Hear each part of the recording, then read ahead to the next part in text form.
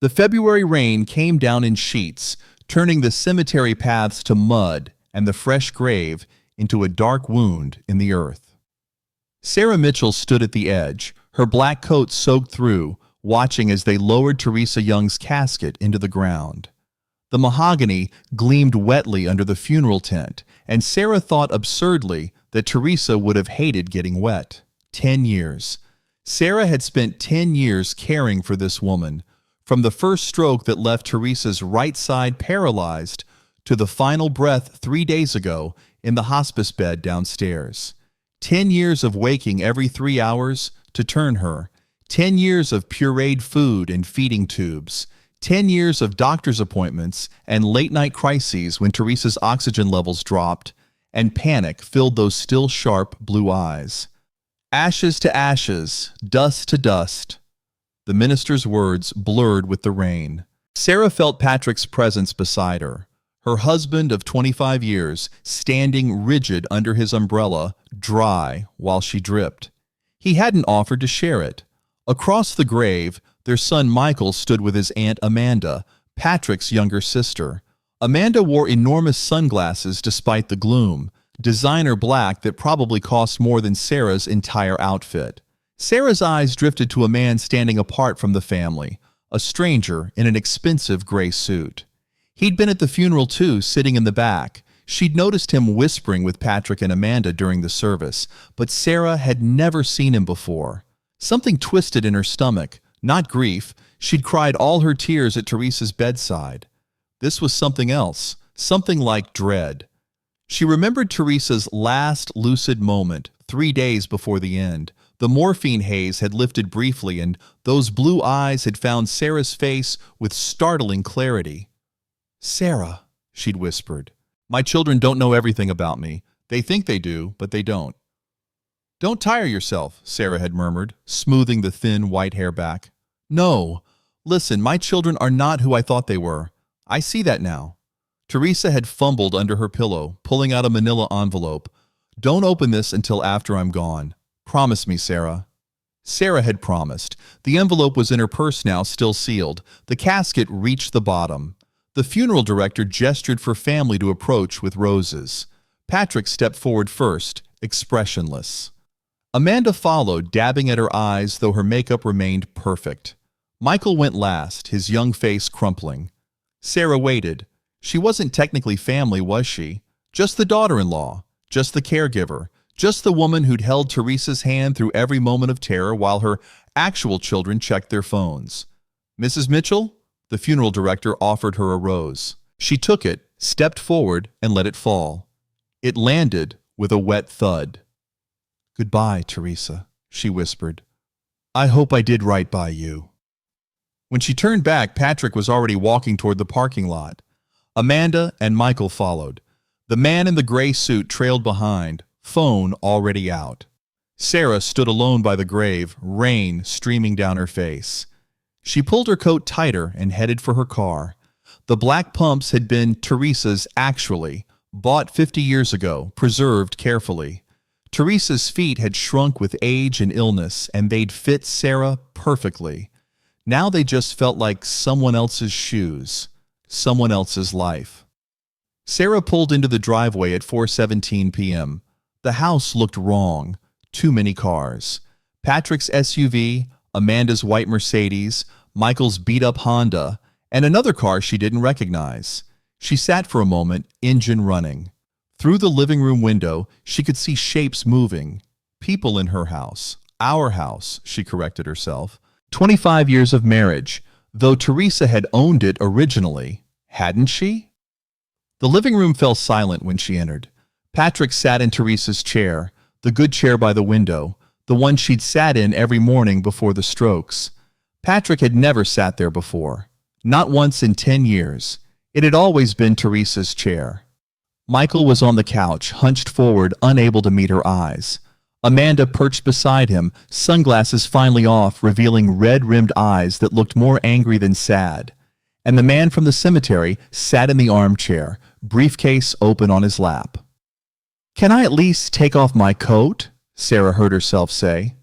"This won't take long," Amanda said, crisp, businesslike. Sarah hung her coat on the rack by the door, the one Teresa bought at an estate sale in 1987. The only seat left was the ottoman. Sarah sat. Amanda pulled a folder from her designer bag. I found Mom's will. It was in her bedroom, in the drawer with her medications. Sarah's chest tightened. She'd organized those drawers last week, searching for morphine. There had been no will. Mom made some decisions about her estate, Amanda continued. The house goes to Patrick, as her son and co-owner of the property. Co-owner? Sarah's voice cracked. Patrick visited her 6 times in the last year. The house was never solely in Mom's name, Amanda said louder. Patrick and Mom were co-owners. Sarah tried to remember the paperwork from 15 years ago. Had there been 2 names on the deed? Along with the house, Amanda said, Patrick inherits Mom's savings, approximately $480,000. The room tilted. Sarah gripped the ottoman. $480,000. Teresa had never mentioned that kind of money. They'd lived carefully, stretching Social Security. Sarah had paid for medications out of her own pocket when insurance wouldn't cover them. Michael receives $50,000, Amanda continued. I receive $75,000 for helping manage Mom's affairs and coordinating her care. Sarah almost laughed. Amanda had coordinated nothing except twice yearly visits timed for Instagram photos. And for you, Sarah, Amanda looked up. Mom left you $5,000 for your service. Service. 10 years of service. 10 years of waking every 3 hours. 10 years of bathing and feeding and comforting. 10 years of holding Teresa's hand while she cried in pain and confusion. $5,000. That's not possible, Sarah said quietly. Teresa told me the house would be mine. She said it was only fair. Mom was on a lot of medication, Patrick said from Teresa's chair. She wasn't always clear. She thought I was Dad sometimes. She wasn't in her right mind. She was clear, Sarah insisted. Very clear about this. There's nothing about you inheriting the house and the will, Amanda interrupted, holding up the document. It's all here. The will was executed 2 years ago, properly witnessed and notarized. The man in the gray suit spoke. Mrs. Mitchell, I'm David Hartwell, an attorney and friend of Patrick's. I've been asked to witness this reading and inform you of the legal requirements. He paused. You have 48 hours to vacate the premises. After that, we'll file for eviction. 48 hours. Sarah looked at her son. Michael. He flinched. Dad says this is what Grandma wanted, he mumbled. We have to respect her wishes. Your father didn't visit her for 6 months before she died. Sarah's voice was steady now. Neither did your aunt. Where were you all when she was crying at 3 a.m? Where were you when she couldn't remember her own name? Sarah, Patrick stood. This is what my mother wanted. You'll get your $5,000. Michael is staying here with us. You need to pack your things and leave. Us. Like Amanda and Michael were the family now, and Sarah was the outsider. The hired help. 48 hours, David Hartwell said again. Sarah stood slowly. She'd learned something in 10 years of nursing. You can't fight every battle when it happens. Sometimes you have to wait, assess, plan. I understand, she said. They looked surprised. Maybe they'd expected screaming, tears. She walked upstairs to the bedroom she'd shared with Patrick for 25 years. The bedroom where she'd lain awake listening through the baby monitor, ready to run to Teresa's room. She pulled her suitcase from the closet and began to pack. She'd been the responsible one her whole life, the one who married young and made it work, the one who'd put her nursing career on hold, 15 years of training gone, because Patrick said his mother needed family care, not strangers. Sarah packed her old scrubs, unworn for a decade. She packed the jewelry box Teresa had given her. She packed the photo albums Patrick wanted to throw away. And she packed the envelope. She heard them leave downstairs, doors closing, cars starting, all except Patrick's SUV. Sarah looked around the bedroom.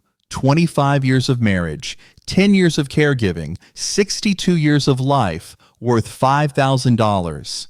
She picked up her suitcase, walked downstairs past Patrick in the kitchen, pouring himself expensive scotch, and walked out the door. The Super 8 on Route 9 smelled like cigarettes and industrial cleaner. $49 a night meant Sarah's $5,000 would last about 3 months if she was careful, if she ate at Dollar General, if she didn't get sick. The heater rattled, barely warming the room. Sarah sat on the thin mattress and stared at the envelope. 3 days since Teresa died. She'd kept her promise. Now in this cheap motel room, she broke the seal. Inside was a key on a metal tag.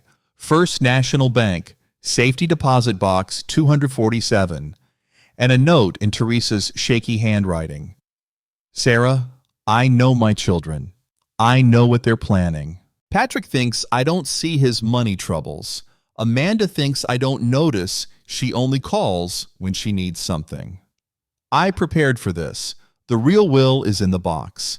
Video recording too. Everything you'll need. Call Bernard Winters at Winters & Associates. His number is in the box. He's expecting you. I'm so sorry you have to deal with this. You deserve so much better.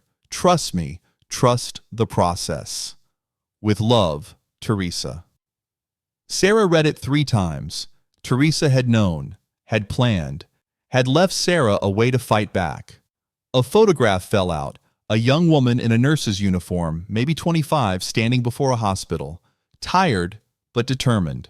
Sarah turned it over, written on back, me, 1965. My first day. I was you once. I gave it up. Don't let them make you give up yours. T. Teresa had been a nurse. Sarah had never known that. I gave it up. For what? For marriage? For children? For a husband who expected dinner on the table? Sarah could stay here. Take the $5,000 and disappear. Start over. She was 62, not dead, or she could call Bernard Winters. She pulled out her phone, 11 p.m., but the note said he was expecting her. He answered on the second ring. Mrs. Mitchell, I've been waiting to hear from you. You knew, Sarah said. You knew what they were going to do.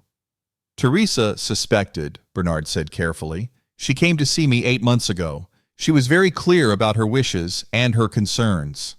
She left me a key to a safety deposit box. Yes. Can you come to my office tomorrow? 10 o'clock? We have a lot to discuss.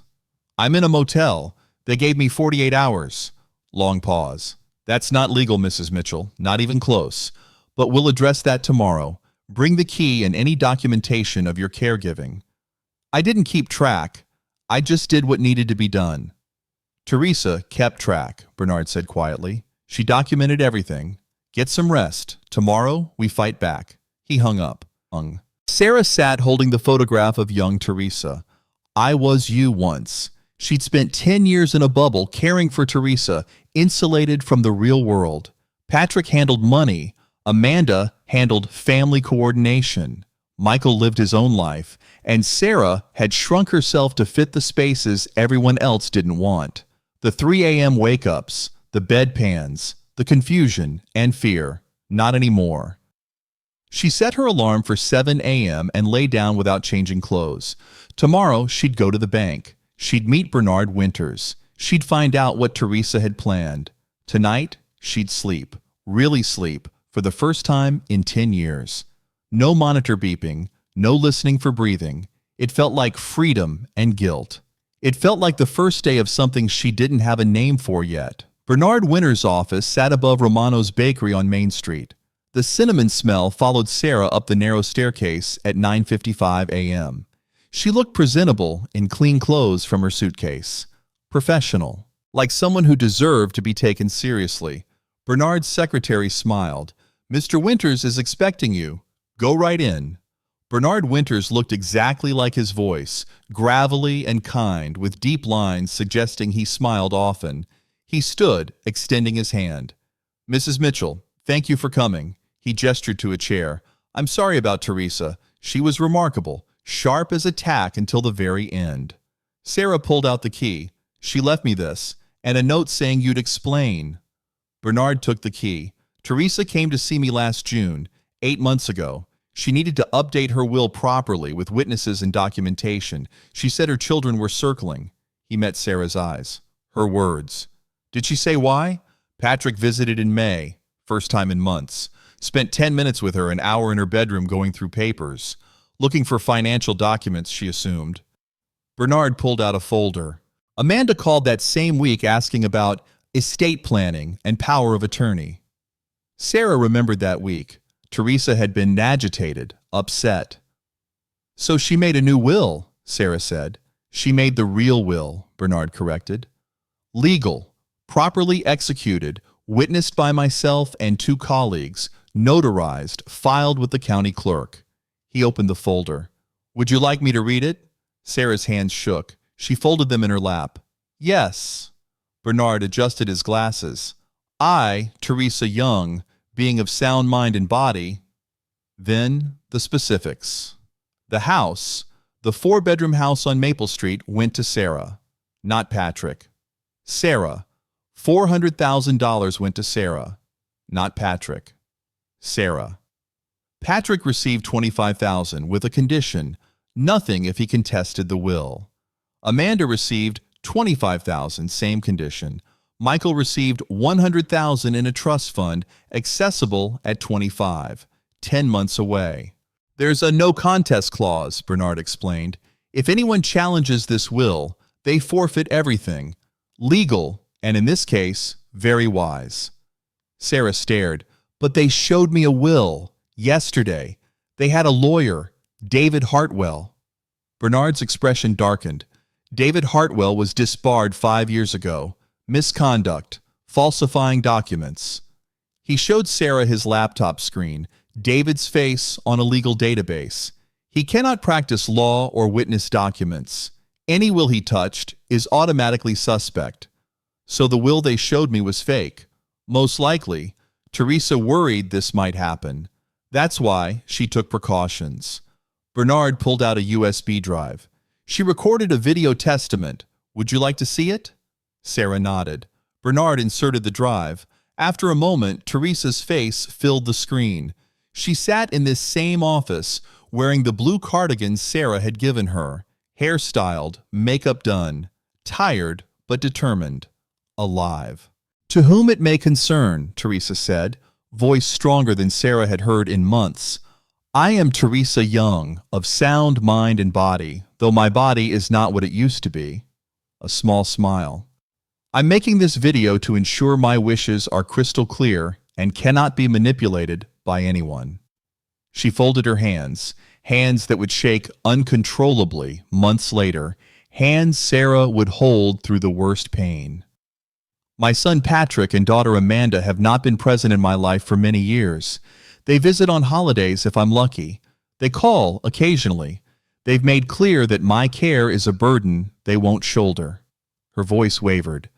My daughter-in-law, Sarah Mitchell, has been my sole caregiver for 10 years. She's bathed me, fed me, held my hand through procedures and pain that would break most people. She sacrificed her career, her health, her life to preserve mine. Sarah's vision blurred. Sarah deserves everything I have to give, Teresa continued, looking at the camera. The house should be hers. She's earned it 1,000 times over. The money should be hers. It won't make up for what she's given, but it's what I have. Pause. I'm leaving my children something because I do love them. But if they fight this will, if they try to take from Sarah what she's earned, they'll get nothing. That is my final word. The video ended. Screen went black. Sarah sat in silence. Bernard poured water and slid the glass toward her.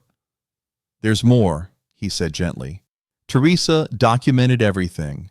Journal of every time Patrick or Amanda failed to visit, every broken promise, every call asking for money without offering time. Testimonies from hospice nurses. Every single one mentions you were the only family member present.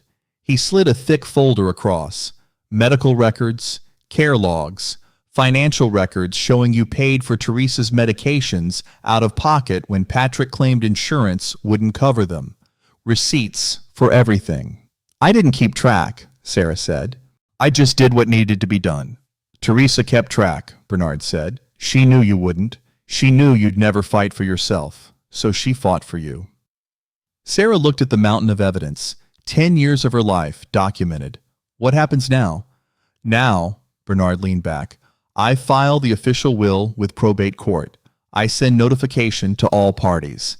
And I strongly suggest Patrick and Amanda accept their $25,000 each and walk away. And if they don't? If they contest, they lose everything, and... Bernard paused. That fake will. If we prove forgery, that's a crime. Forgery, attempted fraud, potentially elder abuse. These are serious charges, Mrs. Mitchell. Sarah thought about Patrick in Teresa's chair, Amanda's cold voice, Michael unable to look at her. For your service. I need to think, she said. Of course, but Sarah, you don't have to leave the house. That's your home. Legally, as of the moment Teresa died, it became yours. They have no right to evict you. But they said, David Hartwell is not a lawyer. His opinion has no legal weight. If you want, I can draft a letter right now. Sarah stood. Her legs felt steadier. Not yet. I want to go back to the motel. I want to read everything. I want to understand exactly what Teresa did for me. Take your time. Bernard stood. But Sarah, Teresa's last words to me, before she left this office in June, were, make sure Sarah knows she's worth fighting for. Sarah nodded, not trusting her voice. She took the folder, shook Bernard's hand, and walked down the stairs. The cinnamon smell filled the street. Sarah stood on the sidewalk, clutching the folder. Teresa had fought for her, had seen her, really seen her, and decided she was worth more than $5,000, worth more than 48 hours, worth more than being erased. Sarah got in her car and drove back to the Super 8. She had reading to do, decisions to make. But for the first time since the funeral, she felt something besides grief and shock. She felt angry, and anger, she was learning, could be clarifying.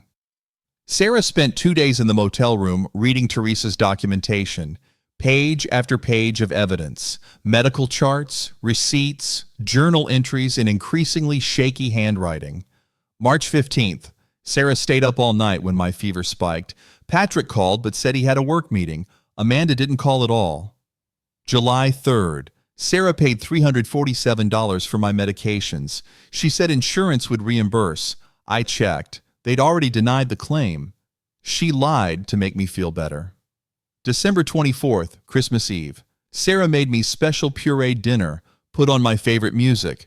Patrick and Amanda came for an hour, took photos, left. Sarah stayed. She always stays. Entry after entry, a chronicle of absence and presence. On the third morning, Sarah called Bernard Winters. I want to file the real will, and I want to press charges for the forgery. Are you certain? This will get messy. Sarah looked around the dingy motel room, then thought of the house on Maple Street. Her house, earned through 10 years of showing up. Teresa fought for me when she was dying. I'm going to fight for what she wanted. Then we need to build the strongest case possible, Bernard said. I'd like to hire a private investigator, Marcus Webb, to look into Patrick and Amanda's finances. People don't forge wills for fun. There's always a money motive. Use whatever you need from the inheritance. Teresa left that money to fight for the truth. Good. And Sarah, your son Michael, if he witnessed anything, his testimony could be crucial. Michael chose his father's side. Did he? Or did he do what his father told him to do? Bernard's voice was gentle. Talk to him. Young people sometimes just need permission to tell the truth. Sarah texted Michael, coffee tomorrow? 10 a.m. at Romano's, not to fight, just to talk. 20 minutes later, okay, but Dad can't know. But Dad can't know. Her son was already keeping secrets. Michael arrived at Romano's looking over his shoulder, dark circles under his eyes. He'd lost weight. He ordered black coffee and sat across from Sarah, hands wrapped around the cup. I'm not here to ambush you, Sarah said. I just want to understand what happened. Michael stared into his coffee. Dad said Grandma wanted him to have the house, that she told him months ago. Did you hear her say that? Ever? Silence. No, but I didn't visit much. Maybe she said it when I wasn't there. You visited more than your father did. The last 6 months, you came twice a month. Patrick came twice total. Sarah kept her voice steady. When did your father show you the will? The day before the funeral. He had this document on the kitchen table. Aunt Amanda was there. And David. Michael finally looked up. Dad kept saying the family needs to stick together, like you weren't family anymore. Did anything seem strange? Michael was quiet. The signature looked weird. Grandma's hands shook really bad at the end, but this signature was almost steady. I asked about it, and Dad said it was from 2 years ago. He paused. But something felt off. What else? The way Aunt Amanda kept looking at David, like they were worried. And when Dad said you had to leave in 48 hours, Amanda said we need to do this fast before she gets a lawyer. I thought that was weird, like they were afraid of you getting help. Sarah pulled out a folder. Michael, I need to ask, are you willing to tell the truth about what you saw, even if it means going against your father? What did Dad do? That's what I'm trying to find out, but I think you already know some of it. Michael's hands tightened around his cup. I saw Dad and David practicing something. About a month ago, I came by for some old stuff. They were in the dining room, didn't hear me. David had paper and was writing something over and over. Dad was saying, it needs to look shakier. She could barely hold a pen at the end. His voice cracked. When they heard me, they jumped. David covered the paper. Dad asked what I was doing there, real sharp. Did you see what he was writing? No, but now I think, was Dad forging Grandma's signature? Sarah slid the folder across. Your grandmother made a real will 8 months ago, properly witnessed, notarized, filed with the county. This is a copy. Michael opened it with shaking hands. She left you the house, and most of the money. She left me $100,000. He looked up, pale. Dad got $25,000. And Amanda, too, that's it. Only if they don't contest. If they fight it, they get nothing. Your grandmother suspected they'd try something like this. Oh my God, Dad faked the will. Michael's face went white. That's why he wanted you out fast, before you could find the real one. Did you witness anything else? Any conversations about money? Dad's been stressed about money for months. Last Christmas he asked for $10,000 from my savings. Said his business was struggling. I loaned it to him. He never paid me back. Michael paused. At Thanksgiving, I heard Dad and Aunt Amanda arguing in the kitchen. Amanda said, we need that money, Patrick. Both of us. Mom won't live forever. Dad said, I know, but we can't just ask her. She'll want to know why.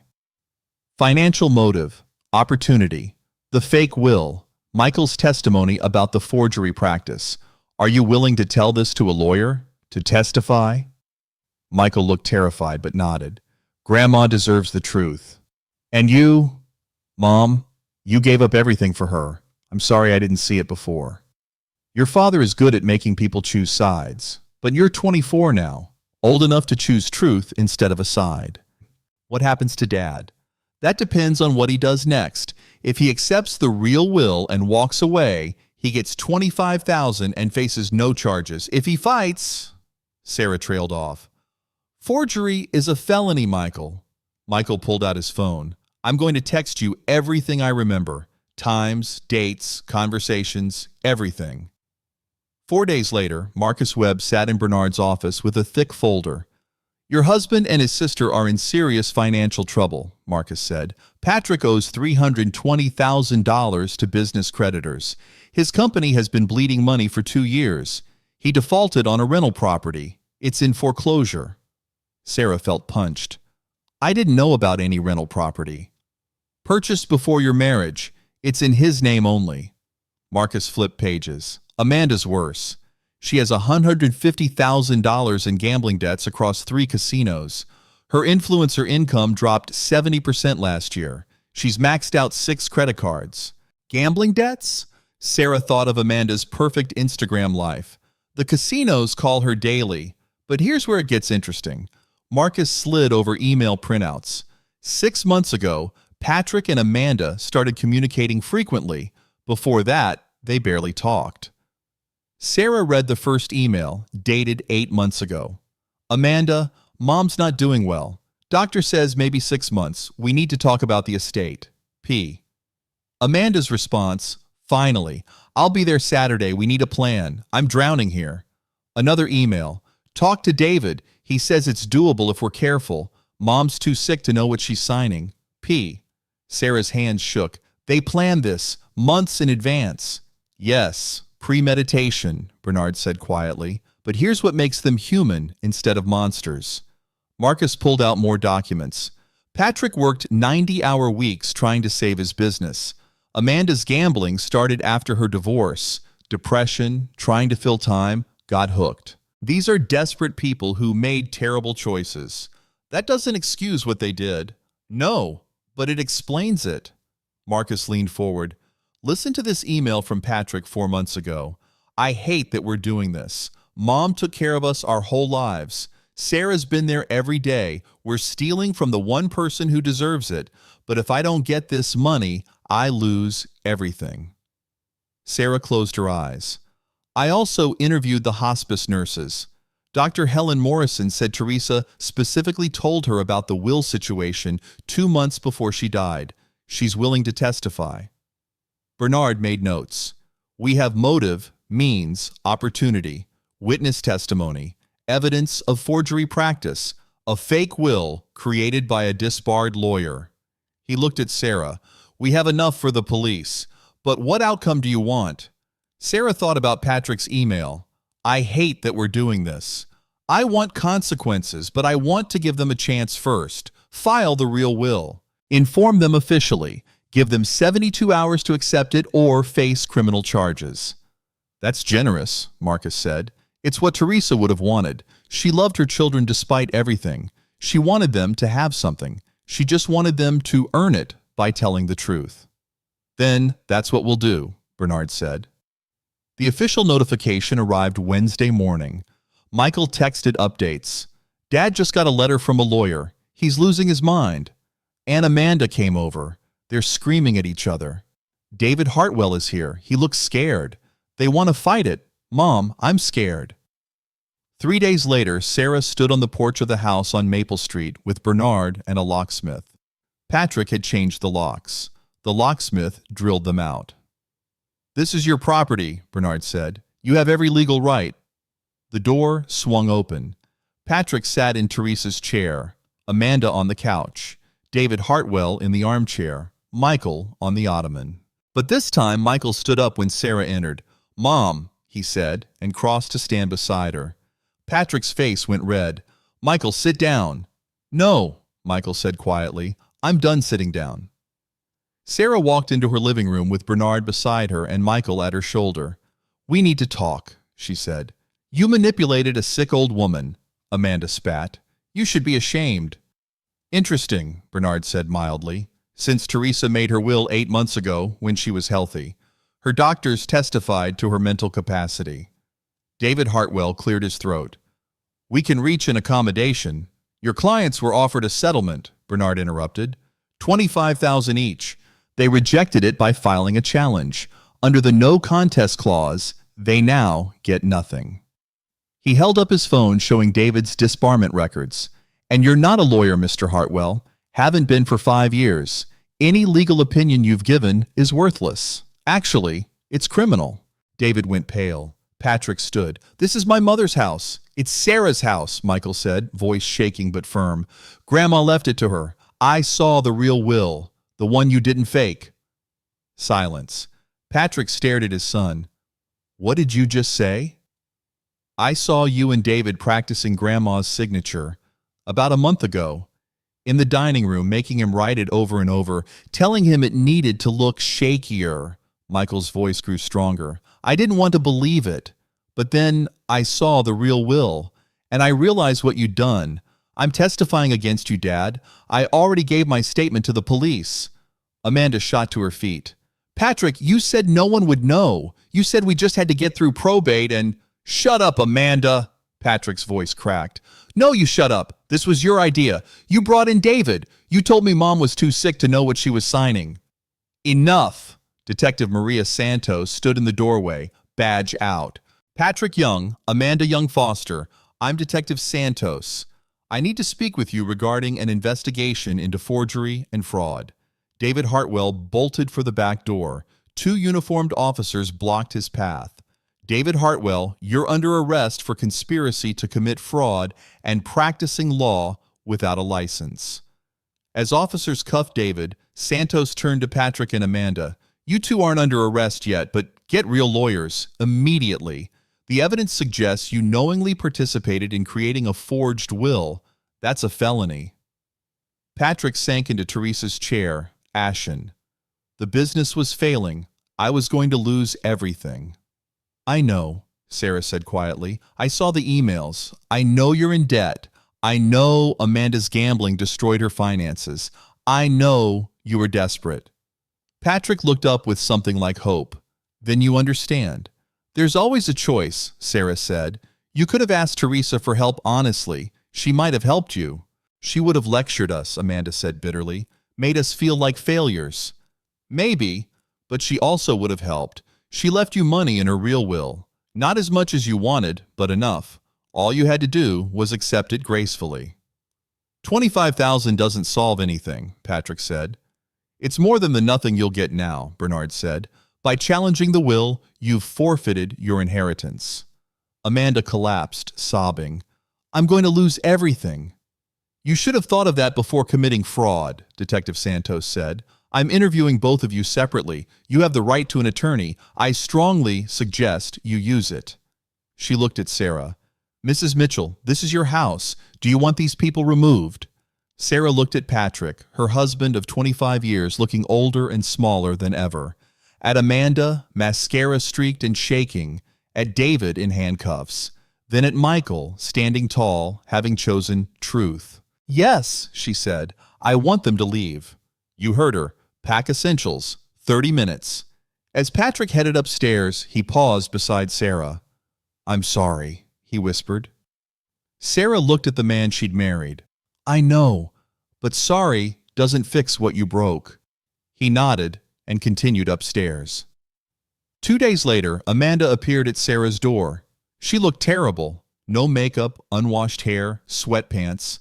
Can I come in? Please, I need to talk to you. Sarah considered slamming the door. 5 minutes. Amanda stood in the living room, arms wrapped around herself.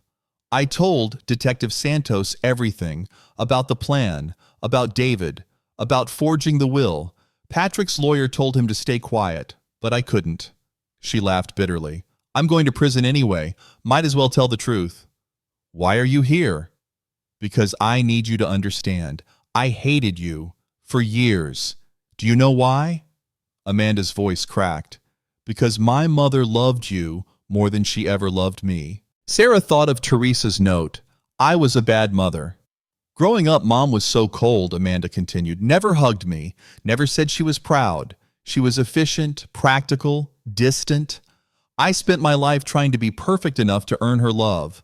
Then you came along and suddenly I'd see Mom smiling at you, holding your hand, telling you stories, things she never did with me. Tears streamed down her face. The worse she got, the closer you two became. It killed me, watching my mother give you what she never gave me. So you decided to steal from me. I decided you didn't deserve everything when you weren't even blood family. I watched you get the mother I always wanted while I got nothing. When she was dying and we found out about the money, I thought, finally something that's rightfully mine. But it wasn't yours, Sarah said quietly. It was hers to give to whoever she chose. I know, Amanda deflated. Too late, but I know. She looked around. She changed in those last years with you. Became warmer, more like the mother I'd always wanted, but she only became that way for you. Sarah pulled an envelope from her pocket. She left you a note. I wasn't going to give it to you, but maybe you need it. Amanda read with shaking hands. Amanda, if you're reading this, you've done something to hurt Sarah. I was a bad mother to you, cold when you needed warmth, critical when you needed encouragement. That's on me. But my failure doesn't entitle you to hurt Sarah. She gave me what I never gave you, unconditional love. For that, she deserves protection, even from my own children. I'm leaving you money, not as much as you want, but enough to help. That's my last gift, a chance to start over, to be better than I raised you to be. I'm sorry I wasn't the mother you needed, but punishing Sarah won't fix what I broke in you. Try to be better. Mom. Amanda read it twice, tears falling. She knew what we were planning. She suspected. That's why she prepared. I destroyed everything. My career, my finances, my freedom. For what? To get revenge on you for being loved? Sarah had spent days hating Amanda, but watching her break, reading Teresa's note, she felt pity. The prosecutor's going to offer you a deal, 18 months if you testify against Patrick and David. Amanda nodded miserably. My lawyer says I should take it. Take it, Sarah said. Tell the truth. Do your time. Get help for the gambling. When you get out, try to be the person Teresa hoped you could be. You're not going to fight the deal? No. Teresa wanted you to have a chance to be better. I'm going to honor that. Thank you. Amanda stood. I know it doesn't mean anything, but I'm sorry. I'm so sorry. Sarah didn't say I forgive you. She wasn't there yet. Goodbye, Amanda, she said instead. After Amanda left, Sarah sat in Teresa's chair, looking out at the yard where they'd plant roses come spring. Truth was messy. Forgiveness was complicated. Justice wasn't clean. But at least now everyone knew the truth. 3 months after Teresa's funeral, Sarah walked into the county courthouse. The probate hearing would determine everything. Patrick sat at the defendant's table with his lawyer, Jennifer Patterson. He wouldn't look at Sarah. Amanda wasn't present, already serving her plea deal sentence. Judge Richard Morrison took the bench, silver-haired with sharp eyes. This court will determine the validity of Teresa Young's will, dated June 15th, he began. Ms. Patterson, you represent Patrick Young's challenge. Proceed. Jennifer Patterson stood. Your Honor, we believe Sarah Mitchell exerted undue influence over Mrs. Young.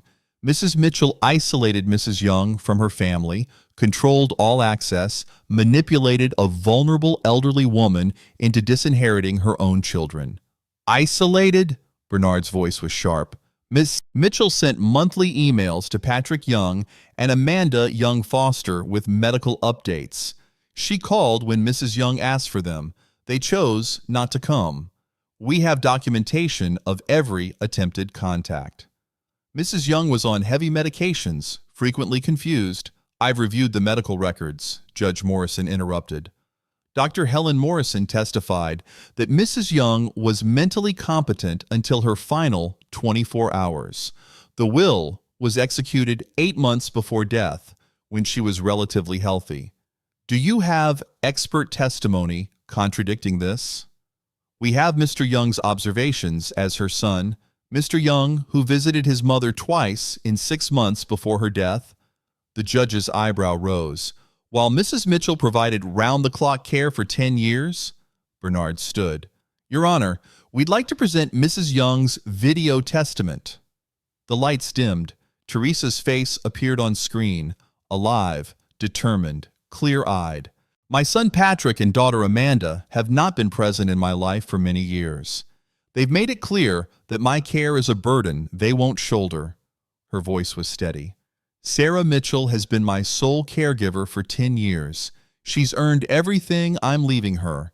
If my children choose to fight this will, they'll get nothing. That is my final word. Silence filled the courtroom when it ended.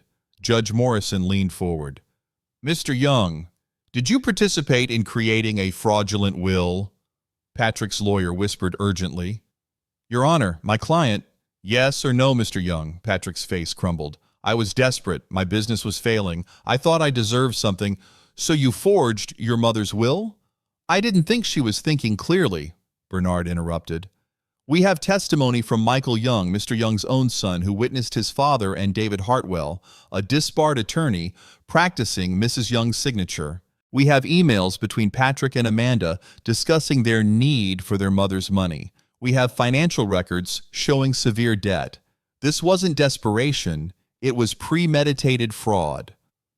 Judge Morrison read through the evidence, expression darkening. Ms. Patterson, does your client wish to withdraw his challenge? Your Honor, If we could request a continuance. No, I'm ruling now. The judge's voice was final. The will, dated June 15th, is valid and will be executed as written. Under the no contest clause, Patrick Young has forfeited his inheritance of $25,000. He looked directly at Patrick.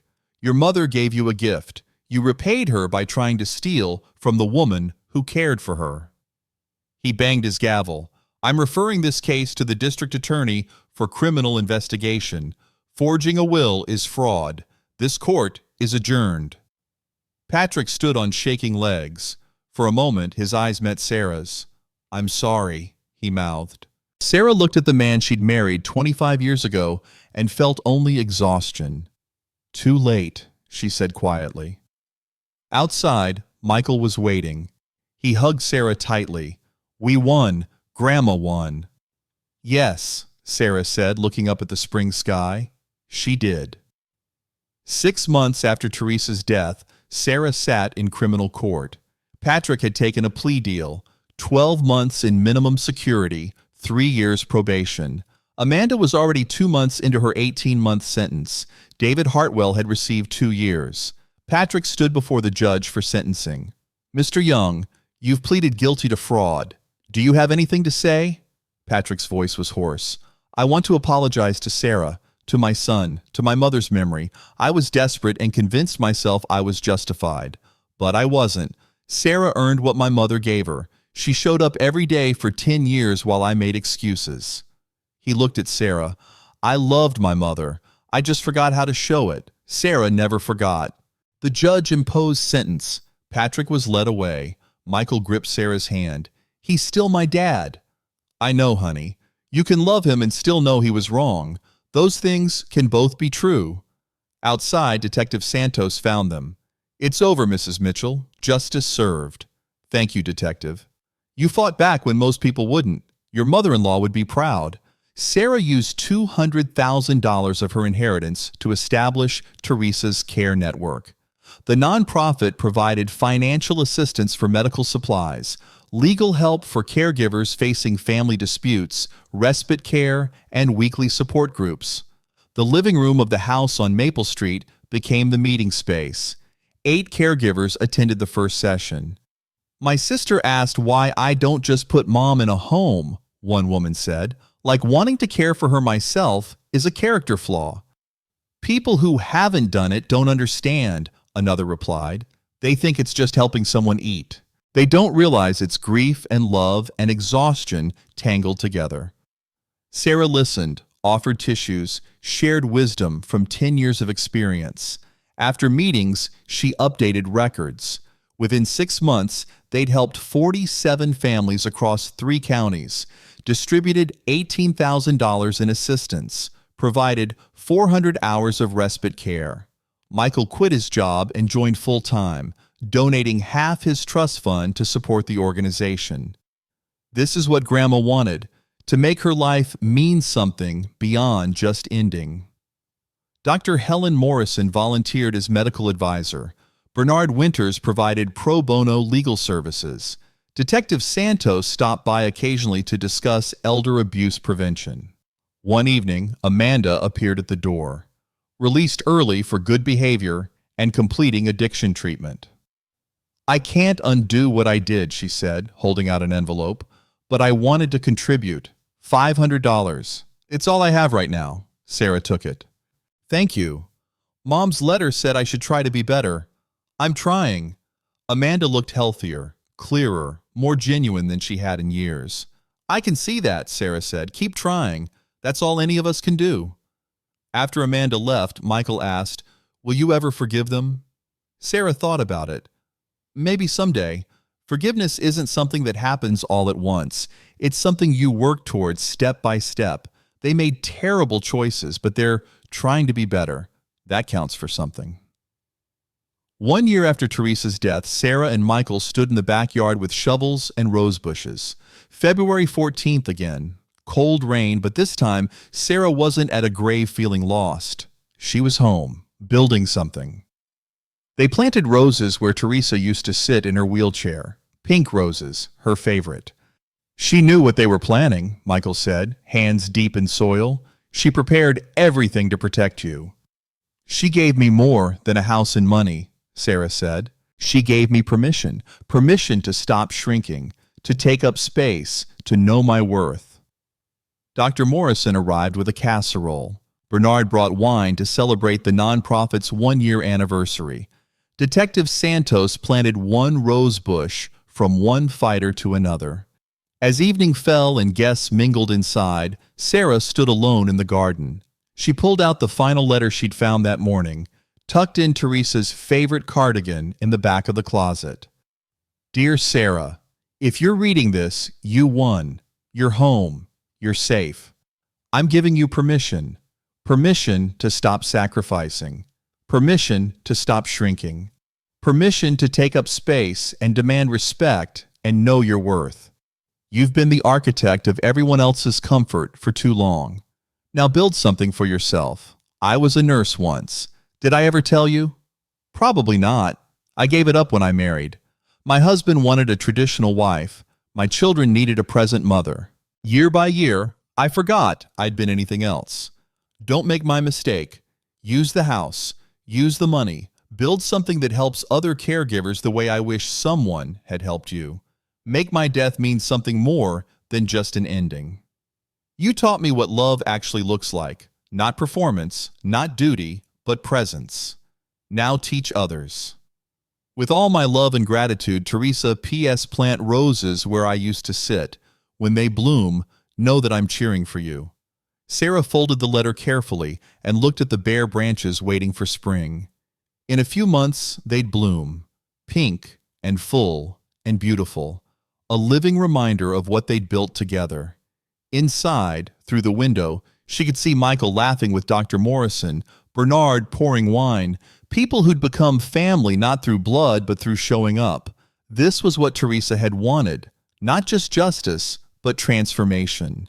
Not just punishment for those who'd wronged her, but opportunity for those who'd loved her to build something that mattered. Sarah Mitchell stood in her living room at 8 p.m. on a Wednesday, surrounded by 12 caregivers attending the weekly support group. The group had grown. They now met twice weekly to accommodate everyone.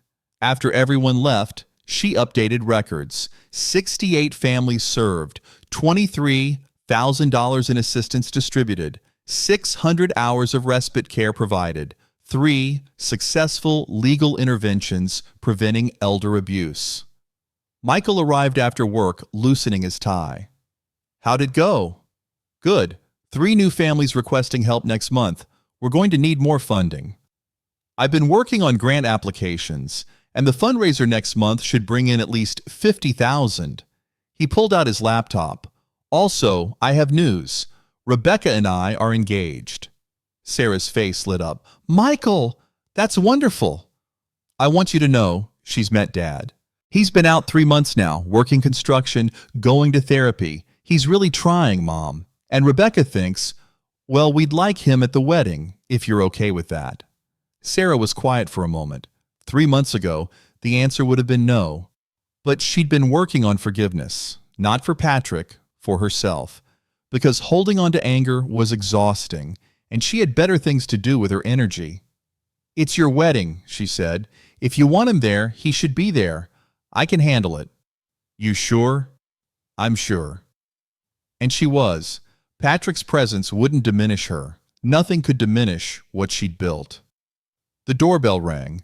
Sarah opened it to find Patrick standing there.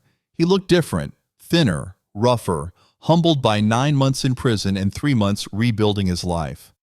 Michael texted, said it was okay to come by. He held up a folder.